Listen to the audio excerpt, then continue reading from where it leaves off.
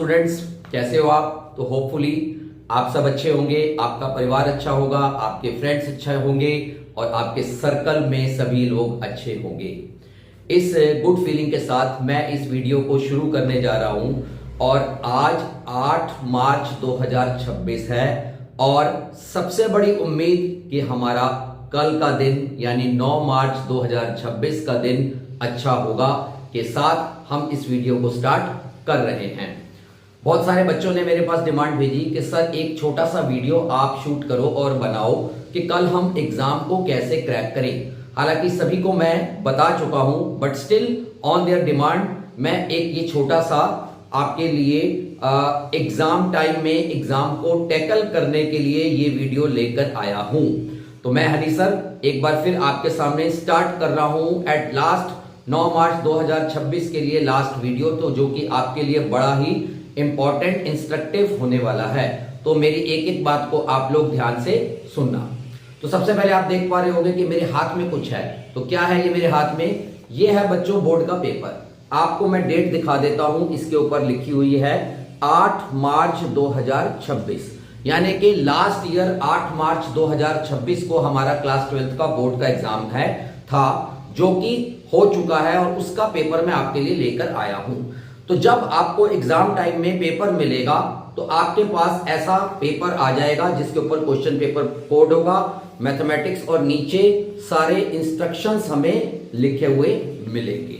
तो हम सबसे पहले फटाफट इंस्ट्रक्शंस को रीड आउट करेंगे। हालांकि इंस्ट्रक्शन को तो मेरी यही एडवाइस है कि आप घर से ही रीड आउट करो कि इतने क्वेश्चंस हैं, 1 मार्क के इतने क्वेश्चंस हैं, 2 मार्क्स के इतने क्वेश्चन हैं, 3 मार्क्स के इतने क्वेश्चंस हैं। और उसी बात को सबसे पहले समझाने के लिए मैंने ये बोर्ड पर ये सारा इंस्ट्रक्शंस लिखकर रखा है। तो ये चीज आप पहले ही घर से समझ कर जाओ। तो लेट्स सी कि क्वेश्चंस के बारे में क्या इंस्ट्रक्शन होगा। तो इंस्ट्रक्शन ये होगा, सेक्शन ए में हमारे पास 20 एमसीक्यूज होंगे जो 1 मार्क के आएंगे। सेक्शन बी में हमारे पास वेरी शॉर्ट क्वेश्चंस होंगे जिनकी क्वांटिटी 5 होगी जो 2 मार्क्स के आएंगे। सेक्शन सी में हमारे पास शॉर्ट क्वेश्चंस होंगे जिनकी क्वांटिटी 6 होगी और जो 3 मार्क्स में आएंगे। सेक्शन डी में हमारे पास लॉन्ग क्वेश्चंस आएंगे जिनकी क्वांटिटी 4 होगी और 5 मार्क्स में आएंगे। सेक्शन ई केस स्टडीज का होगा जिसमें 3 केस स्टडीज आएंगी और 4 मार्क्स का होगा। तो इस तरीके से अगर आप नंबर ऑफ क्वेश्चंस को काउंट करोगे तो ये बनेगा 38। कितना बनेगा? 38। और टोटल मार्क्स को काउंट करोगे तो 80, बिकॉज एमसीक्यूज जो हैं वो 20 मार्क्स के। अगर आप टोटल मार्क्स काउंट कर लोगे, देखो 20, 5 क्वेश्चन 2 मार्क्स के 10 मार्क्स, 3 मार्क्स के 6 क्वेश्चन 18 मार्क्स, 5 मार्क्स के 4 क्वेश्चन 20 मार्क्स और 3 इंटू 4 12 क्वेश्चन 12 मार्क्स के केस स्टडीज। तो टोटल करेंगे 30, 48, 68 और 12 80 मार्क्स। तो यानी कि जो टोटल 38 क्वेश्चंस हैं उनके 80 मार्क्स बनने जा रहे हैं। तो that is very very clear from this point of view. तो आपको बिल्कुल ही क्लियर होना चाहिए कि सेक्शन ए में 20 क्वेश्चंस आने हैं एमसीक्यूज, सेक्शन बी में 2 मार्क्स के 5 क्वेश्चन आने हैं, सेक्शन सी में 3 मार्क्स के 6 क्वेश्चंस आने हैं और सेक्शन डी में 5 मार्क्स के 4 क्वेश्चंस आने हैं और सेक्शन ई में केस स्टडीज आएंगी 3। अब $1 मिलियन क्वेश्चन ये है कि how to attempt the question paper, हमें कैसे शुरू करना है। तो आपने ये चीजें घर से ही पढ़ के जानी है और सबसे पहले जो एग्जाम में शीट मिलेगी उसे आप फिल करोगे और उसके बाद 15 मिनट्स आपको रीडिंग के लिए मिलेंगे। That will be very crucial for you. First 15 minutes, तो उसका यूज आप कैसे करोगे?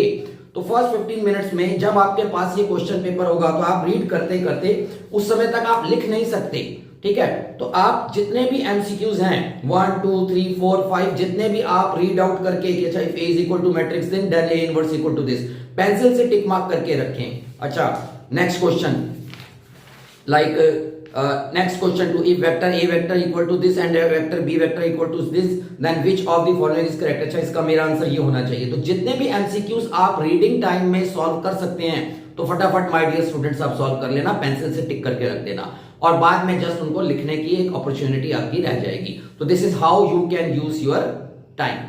तो सबसे पहला इंस्ट्रक्शन मैंने आपको क्या बताया? नंबर 1, रीडिंग टाइम को आपको इंपॉर्टेंट बनाना है। रीडिंग टाइम में ठीक है, try to do maximum MCQs। तो आपको मैक्सिमम MCQs रीडिंग टाइम में करने की कोशिश करनी है। अब 15 मिनट्स कंप्लीट हो गए, आपको एग्जामिनर ने आंसर शीट दे दी है और आपने क्वेश्चन पेपर की सील खोल दी है। अच्छा, फर्स्ट 15 मिनट्स में आप क्वेश्चन पेपर की सील तो ओपन कर सकते हैं लेकिन उसे राइट डाउन नहीं कर सकते। अब आपके पास आंसर शीट आ चुकी है और आपको क्वेश्चन पेपर लिखना शुरू करना है। तो हमें कहां से शुरू करना है? तो बच्चों मेरी एडवाइस ये है कि आप सबसे पहले सेक्शन बी से पेपर को शुरू करें। सेक्शन बी 2 मार्क्स का होता है, इसमें छोटे छोटे क्वेश्चंस होते हैं। तो स्टेप बाय स्टेप आप सेक्शन बी में क्वेश्चन को करते चले जाएं। तो नंबर 1 मैंने रीडिंग टाइम का आपको इंस्ट्रक्शन दिया। नंबर 2 पे मैंने आपको बताया कि स्टार्ट विद सेक्शन बी। अब मेरा एक इंस्ट्रक्शन ये भी है कि जब आपका सेक्शन बी कंप्लीट हो जाए, 5 क्वेश्चन कंप्लीट हो जाए, तो एक बार 5 क्वेश्चंस को वेरीफाई कर लो। Means my advice is that you should verify your questions at the end of every section. तो verify at the end of section B. Okay, number 3 पे अब मैं आता हूं। सेक्शन बी मेरा कंप्लीट हो गया है, टाइम लिमिट का मैं ध्यान लेके चल रहा हूं। अब मुझे सेक्शन सी पे जाना है, तो फिर आप सेक्शन सी पे जाओगे और सेम प्रोसीजर को फॉलो करोगे। मैं शॉर्ट में लिख रहा हूं वेरीफाई। अब एक और इंपॉर्टेंट बात, during the way if you are finding any difficulty in any of the question then leave it. अगर आपको सेक्शन बी या सेक्शन डी के दौरान कोई भी डिफिकल्टी आती है और आप उस क्वेश्चन में ज्यादा ट्रैप हो रहे हैं, तो डोंट वेस्ट योर टाइम, उसको छोड़कर आप आगे चलो। ठीक है ना? तो किसी भी क्वेश्चन में अगर आप ट्रैप हो जाते हो तो टाइम वेस्ट नहीं करना। तो leave those questions in which finding difficulty.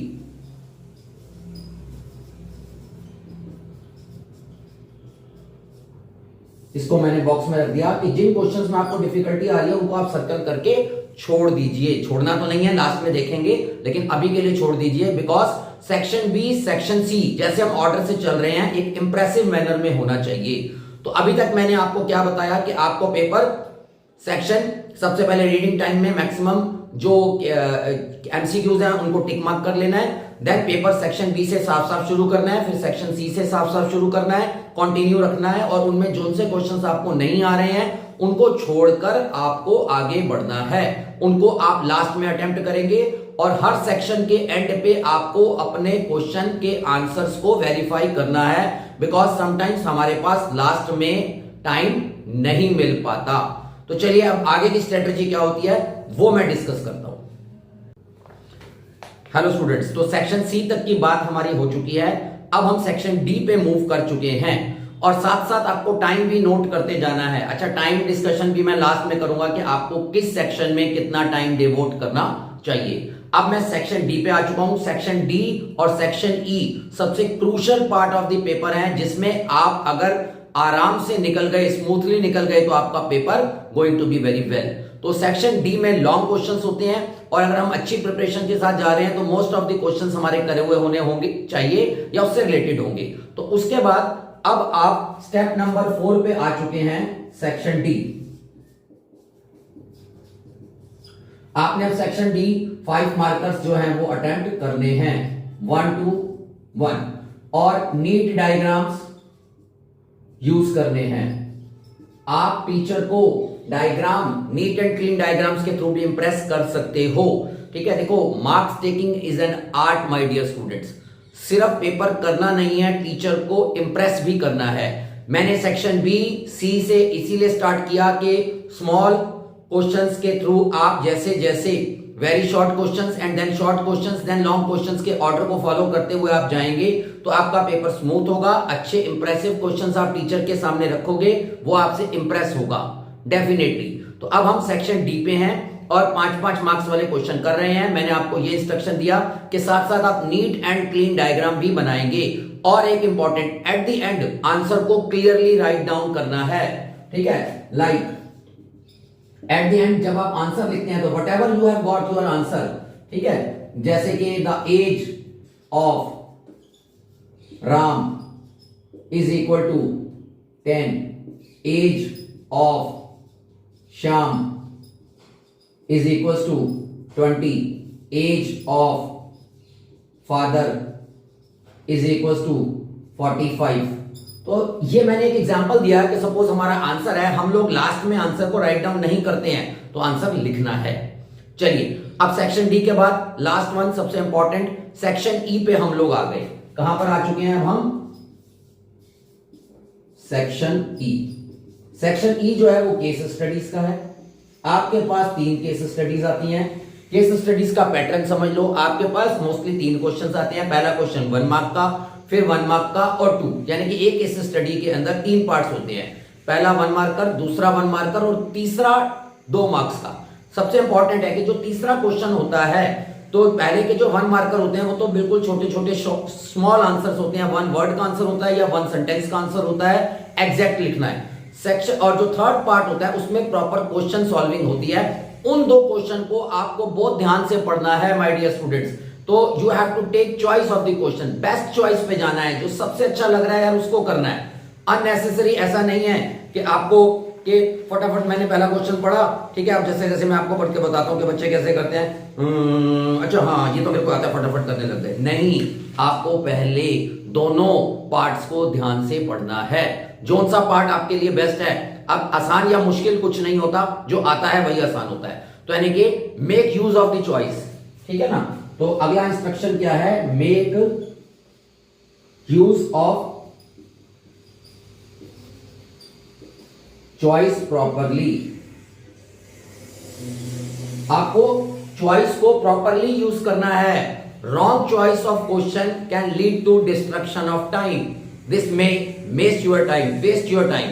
Exam time बड़ा इंपॉर्टेंट होता है। अगर एक क्वेश्चन में भी आप ट्रैप हो गए तो ऐसा फंसोगे ना कि फिर निकल नहीं पाओगे और पूरा का पूरा पेपर खराब हो सकता है। मैं डरा नहीं रहा हूं, ठीक है, सिर्फ मेरा काम है आपको इंस्ट्रक्शंस देना। तो इस तरीके से आपको सेक्शन ई 1 बाय 1 क्वेश्चन करते जाना है और एट द लास्ट आपको वेरीफाई करना है हमेशा। अब ये तो मैंने आपको बता ही दिया कि आपको हर सेक्शन के एंड पे वेरीफाई करना है। तो मेरी एडवाइस क्या है कि आपको जो वेरिफिकेशन का काम है वो हर सेक्शन के एंड पे करना है, क्योंकि हम लास्ट के लिए छोड़ देते हैं और लास्ट का टाइम कभी आता नहीं है। अब आपके सेक्शन बी हो गया, सी हो गया, डी हो गया और ई आ गया। अब आप वापिस आओगे सेक्शन ए पर जो हमारा छूटा हुआ है, और टाइम को मैं ध्यान से देखता जा रहा हूं। अच्छा इतना हो गया, इतना हो गया, तो मैं आप साथ साथ टाइम टेबल को भी अपना लेकर चलोगे। तो एट द लास्ट अब आप किस पे आ गए हैं?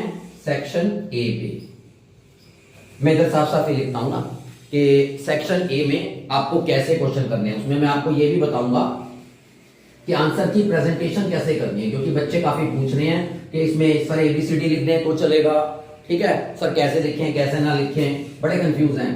और ऑनलाइन भी देख लेते हैं, कोई कुछ कह रहा है कोई कुछ कह रहा है। देखो जो भी कुछ कह रहा है शायद ठीक भी कह रहा होगा, हमें अपना प्लान करके चलना है। तो सेक्शन ए में मेरा एडवाइस आपको यह है कि जैसे 1 2 3 4 5 6 ध्यान से सुनना।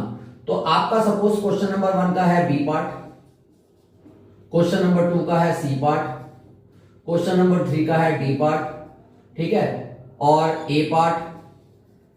वटएवर जो पार्ट्स हैं वो आप लिखते जा रहे हो। अगेन ए पार्ट है इसका आंसर और साथ में इसका बी पार्ट है। तो ये तो आपने लिखना है। अब 2 चीजों का और ध्यान देखना है, रखना है। क्या बड़ी इंपॉर्टेंट है वो बात। एक, जब आप किसी पार्ट का आंसर लिखते हो तो इट इज बेटर कि आप उसका आंसर भी साथ में दे दो। जैसे कि आपने सिर्फ बी पार्ट लिखा, you are not writing the answer, तो 3 metres, okay. Determinant of A is equal to 10, suppose area is equal to 29 metre square. तो ये आपको साथ में कॉमा लगा के लिखते जाना है। अगर किसी पार्ट में टीचर को कहीं पर भी किसी पार्ट के आंसर में एबीसीडी में कंफ्यूजन होगी, तो अगर आपका आंसर होगा है तो साथ में होगा, तो डेफिनेटली आपके मार्क्स डिडक्ट नहीं होंगे। तो MCQ part is very crucial for the paper. Last में टाइम कम होता है, बच्चे जल्दी जल्दी लिख देते हैं, प्रेजेंटेशन अच्छी आती नहीं है और मार्क्स कट जाते हैं। और एक चीज, जो आप सॉल्यूशन रखोगे, कुछ लोग कहते हैं एबीसीडी लिख दो, ठीक है, और कुछ मत लिखो, मेरा ये एडवाइस नहीं है। आप यहाँ राइट हैंड साइड पे एक लाइन लगाओगे on the right hand side और सॉल्यूशन भी करते चले जाओगे। अब जैसे अच्छा डिटरमिनेंट 2 3 4 5, चाहे आपने रफ कैलकुलेशन लिखी 10 माइनस 12 माइनस 2, तो वट एवर जो भी कैलकुलेशन है वो आप यहां पर साथ साथ करते चले जा रहे हो। अच्छा area half into base into height, आपने ऐसे ऐसे कैलकुलेट किया। Whatever you are doing you have to show your calculation on the right hand side. This is called presentation my dear. Teacher के मन में 1% का भी डाउट नहीं रहेगा कि आपने कहीं से कोई चीटिंग करी है या कहीं से आंसर उठाया है। वो आपके मार्क्स काट ही नहीं सकता और साथ साथ आपसे इतना इंप्रेस होगा कि आपको अच्छे से अच्छे मार्क्स देगा। ठीक है, good image formation is very important for the exam also. आपने section B C D E को प्रॉपरली ठीक ढंग से किया है, नीट एंड क्लीन साफ साफ लिखा है, NEET and clean diagram use किए हैं, इंप्रेसिव मैनर में किया है, तो टीचर आपसे इंप्रेस होगा और मार्क्स डिडक्ट बहुत कम करेगा उन जगहों पे भी जहां पर आपके एग्जैक्टली हो रहे हैं। तो इस तरीके से आपको अपना पेपर करना है। अब मैं लास्ट पॉइंट पे आ रहा हूं, जो बच्चे बहुत क्वेश्चन पूछ रहे हैं बार बार मुझसे कि सर किस पोर्शन में, किस सेक्शन में कितना टाइम डिवोट करना होगा। लेट्स सी कि किस सेक्शन में हमको कितना टाइम डिवोट करना चाहिए। ओके, चलिए students, we are on the last part of this discussion. देखो, जब भी हम कुछ बड़ा करने जाते हैं तो उसका एक प्लान करते हैं ताकि ऑन द स्पॉट जाके हम उस प्लानिंग के अकॉर्डिंग एग्जीक्यूट कर सके। हालांकि हमेशा हमारे पास प्लान बी भी होना चाहिए, बट ठीक है, अगर हम अपने प्लान ए को एग्जीक्यूट प्रॉपरली करेंगे तो we can not be failure. घर से सोच के चलें, पहले सोच के चलें तो वो ज्यादा बेटर है। और कोशिश करेंगे, आई एम नॉट सेइंग कि 100% ये एग्जीक्यूट हो पाएगा, बट मैक्सिमम हो जाना चाहिए। तो अब बात हो रही है कि किस पोर्शन में कितना टाइम डिवोट करना चाहिए। That is very crucial. हम लोग भी जब आपकी तरह 12th स्टैंडर्ड में थे तो घर से सोचते थे, प्लानिंग करते थे, अपने टीचर से डिस्कस करते थे कि सर इसमें कितना टाइम लगाऊं, उसमें कितना टाइम लगाऊं। आज की डेट में एग्जामिनेशन पैटर्न बड़ा टिपिकल है। ये कहना और जजमेंट करना कि किस पोर्शन में कितना टाइम लगाएं, ये इजी नहीं है। बट फिर भी on behalf of my experience, on behalf of different structures of the examination और बच्चों को पेपर करते हुए देखते देखते मैंने एक आइडिया एस्टिमेट करा है और सभी बच्चों को वो बता रहा हूं और आप भी ट्राई करना। मैं ये नहीं कहता हूं कि ये 100% है, और आप कोशिश करोगे तो 80, 90, 95% जितनी प्रोबेबिलिटी में आप सक्सेसफुल होगे तो ये वर्क ऑन करेगा। देखो, हमने सेक्शन बी से पेपर शुरू किया है। सेक्शन बी 2 मार्क्स के क्वेश्चंस आते हैं। ठीक है, तो 2 मार्क्स के क्वेश्चन ज्यादा बड़े नहीं होते। मुझे लगता है कि इसमें मैक्सिमम आपको 20 मिनट्स डिवोट करने चाहिए। 20 मिनट में 5 क्वेश्चन 2-2 नंबर के बड़ी आसानी से हो सकते हैं। तो आप टाइम टेबल लेकर चलो कि बस मुझे 20 मिनट के अंदर करने हैं, टारगेट करो, लेट्स सी क्या होता है। तो ये हमारा टाइम मैनेजमेंट पार्ट आ गया। क्या पढ़ रहे हैं हम डिस्कस कर रहे हैं टाइम मैनेजमेंट। तो सेक्शन बी में 20 मिनट, सेक्शन सी में 1 क्वेश्चन बढ़ गया और मार्क्स बढ़ गए। 3 मार्क्स के 6 क्वेश्चंस। ये भी बहुत डिफिकल्ट नहीं होने जा रहा, या होगा अगर आपको क्वेश्चंस आते हैं तो फटाफट होंगे, फ्लो में चलेगा आपका हाथ। तो आपको इसमें मैक्सिमम हाफ एन आवर यानी कि 30 मिनट्स डिवोट करने चाहिए। कितने? 30 मिनट। अब सेक्शन सी हो गया। सेक्शन डी लॉन्ग क्वेश्चंस है, ठीक है, और ज्यादा टाइम कंज्यूमिंग भी होते हैं, बट स्टिल अगर आपको आते हैं तो आपका हाथ ऐसे ऐसे फ्लो में चलेगा, ऐसे ऐसे। तो ऑब्वियस है 5 मार्क्स के क्वेश्चंस थोड़ा सा टाइम तो खा सकते हैं, तो एक एस्टिमेट करके चलते हैं कि 40 मिनट्स ले लेंगे। कितना टाइम ले लेंगे? 40 मिनट्स। तो 40 मिनट हो गया। अब 20 और 30 50 और 40 90 मिनट्स, यानी कि साथ साथ देखते हुए 1.5 आवर्स। फर्स्ट जो हाफ टाइम है वो बड़ा इंपॉर्टेंट होता है, उसमें आप स्मूथ होते हो। 1.5 घंटा बीतने के बाद हार्ट बीट बढ़ने लग जाती है, ठीक है, कोई बात नहीं, कंट्रोल करना है। इसीलिए जितना जल्दी पेपर कवर होता जाएगा उतना बेटर होगा। अब मैं सेक्शन ई में आ गया। केस स्टडीज हैं। एक केस स्टडी में बच्चों एक क्वेश्चन नहीं होता, पूरे चैप्टर के पूरे टॉपिक में से 3-3 क्वेश्चन डालता है, तो 3 टॉपिक को कवर करता है, तो टाइम कंज्यूमिंग तो ये भी है। लेकिन जैसा कि मैंने आपको बताया, ध्यान से क्वेश्चन नंबर 1 पढ़ो, क्वेश्चन नंबर 2 पढ़ो, चॉइस को ध्यान रखो और स्पीड को मेंटेन करो, तो जल्दी से जल्दी करने की भी साथ साथ क्वेश्चन को कोशिश करो और साथ में वेरीफाई भी करो, ठीक है, eight the end of every section at least. तो इसमें भी मुझे लगता है कि लॉन्ग क्वेश्चन जितना टाइम आपका लग ही जाएगा। हालांकि इसमें quantity of question long question से कम होती है। लॉन्ग क्वेश्चन 4 आते हैं और ये 3, लेकिन ये एक क्वेश्चन के 3 पार्ट हैं, तो 3 3 6 और 3 एक तरीके से 9 क्वेश्चन है as compare to section D. अगर हम देखें तो टाइम थोड़ा कंज्यूम होगा। मैं 40 मिनट्स लेकर चल रहा हूं।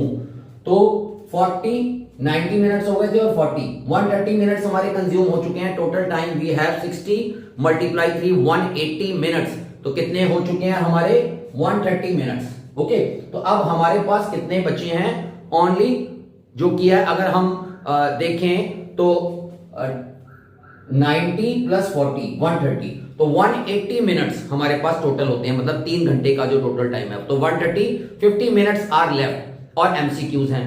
एमसीक्यूज में मैंने आपको एक ट्रिक दी है कि आप स्टार्टिंग से रीडिंग टाइम में थोड़ा सॉल्व कर लोगे। अगर आपने 5-6 उसमें भी कर लिए उसमें, तो अब 14 ही बचेंगे। 5-6 तो आपके ऑलरेडी डन है, तो टाइम सेव करेंगे ना, वो 15 मिनट्स भी तो आपके ऐड ऑन हो गए।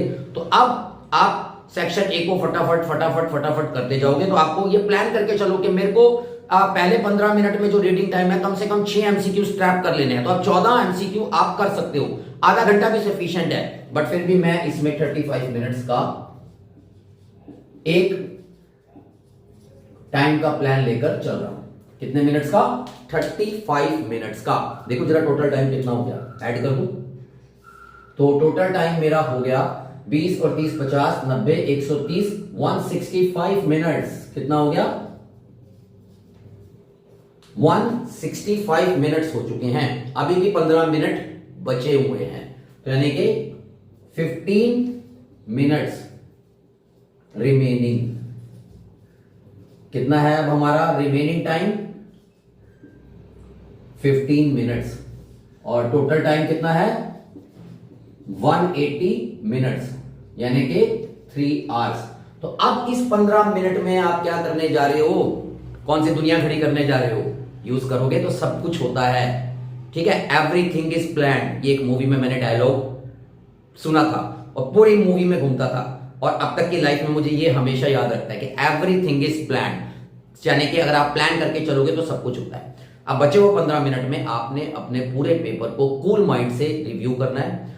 जोन जोन से क्वेश्चंस आपको लगता है कि 1 या 2 आपके गलत हैं या गलत हो सकते हैं, उनको आपको प्रॉपर्ली रिव्यू करना है और उन्हें ठीक करना है। और कोई एक आध क्वेश्चन अगर आपका छूटा हुआ है तो सबसे पहले वो करना है आपको। तो रिमेनिंग टाइम में आपके जो क्वेश्चंस छूट गए हैं आपको वो अटेम्प्ट कर लेने हैं और फटाफट पूरा पेपर, ठीक है, आपको एक बार रिव्यू कर लेना है। और ऑर्डर वाइज, जैसे नंबर 1 ऑर्डर पे रिव्यू करने के दौरान आप उन क्वेश्चंस को करोगे 1 या 2 जो आपके छूटे हुए क्वेश्चंस हैं। तो यानी कि इस 15 मिनट में जो क्वेश्चंस आपके लेफ्ट आउट हुए हैं वो आप कर सकते हो, ठीक है। तो अटेम्प्ट लेफ्ट आउट क्वेश्चंस। और स्टार्टिंग से, हालांकि मैंने आपको कहा है कि आप हर सेक्शन वाइज आप पढ़ते चले आ रहे हो, तो एक बार section B, section C, section D, section E MCQs को फटाफट वापस रीड आउट करते जाओगे। जिस क्वेश्चन में आपको डाउट लग रहा है उसको आप करेक्ट करोगे। तो that should be the exam cracking strategy for you for tomorrow 9th March 2006 my dear students. तो कल के लिए मेरी यही प्लानिंग है और आप इसको फॉलो अप करोगे तो आप डेफिनेटली सक्सेसफुल होगे। तो मेरी गुड विशेस तो आपके साथ हमेशा हैं और रहेगी, और मेरा आशीर्वाद भी, ब्लेसिंग्स भी आपके साथ है। आप अपने पेरेंट्स, आप अपने टीचर्स, आप अपने एल्डर्स, आप अपने गॉड की ब्लेसिंग्स भी लेकर जाओ, ये भी बहुत काम आती हैं। तो all the best for the maths exam tomorrow. तो hopefully all of you will be doing the best best best. Bye bye my dear students.